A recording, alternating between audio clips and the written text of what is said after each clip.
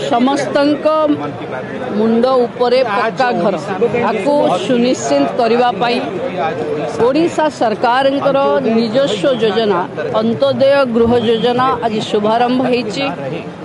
सारा देश रे प्रधानमंत्री आह्वान रे गरीबों को मुंड उपरे गोटे घर दबापाई जो योजना चली ओडिशार विगत सरकार माने घर पछे फेरई देले किंतु गरीबों को घर देलेनी।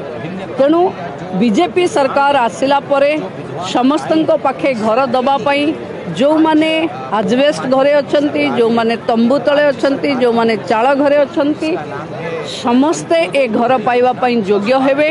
पुरी जिल्ला रे 1200 एभली भिन्नक्षम निराश्रय रोगाक्रांत विधवा महिला को आज घर दिगला। मु भावुची ओडिशा रे विकसित ओडिशा पई एक नुआ युग आरंभ होला।